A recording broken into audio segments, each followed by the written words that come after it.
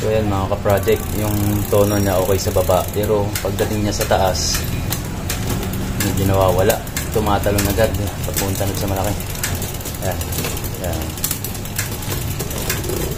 Kanina ko pa ito tinutono, hindi ko madali, nakita ko tagilid yung dropout niya. Ayan, dito medyo pumasok dito sa loob, saka yung kanyang pulley halos dumikit na dito sa dropout, kaya kailangan natin ituwid dyan. Ano ba yung tools na ginagamit dyan? Yung dropout na alignment tool lang gamit natin.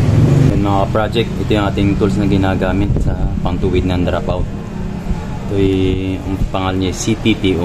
Ito lang yung medyo mura-murang pantuwid ng dropout na nakayanan natin. Tanggalin muna natin yung RD.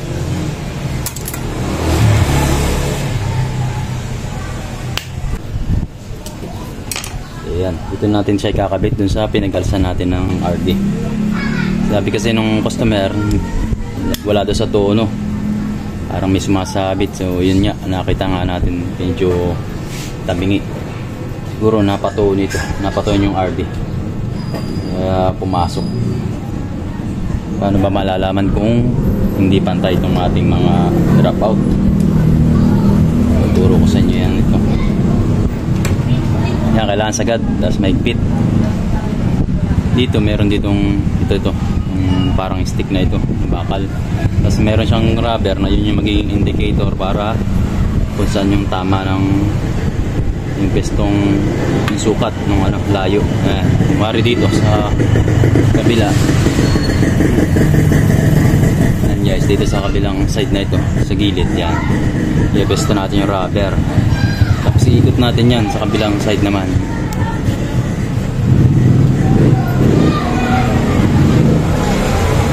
Ayan, angat. Medyo angat ng kaunti dito sa kabila.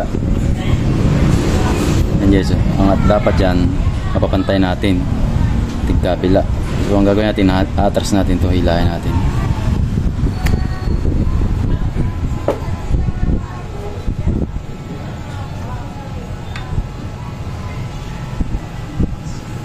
Dahan lang dahil baka maputol. Tapos check ulit natin.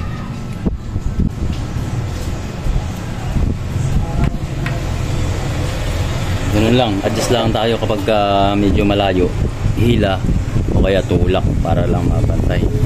Tapos susunod yung itaas naman, saka yung ibaba hanggang sa makuha natin yung tamang sukat pagpantay na. Ganun lang yung paggamit itong ating tools.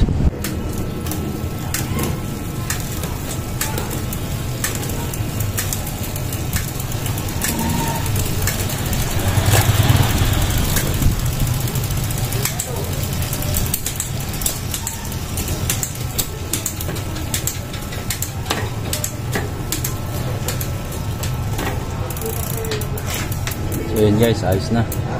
Malaking tulong talaga itong ating dropout alignment tool. Kaya kung hindi nyo matono na maayos yung mga shifting ng RDA nyo, ibig sabihin niya may problema doon sa dropout. Check nyo na lang at ipatuwid nyo na. So yun, maraming salamat. Ride safe.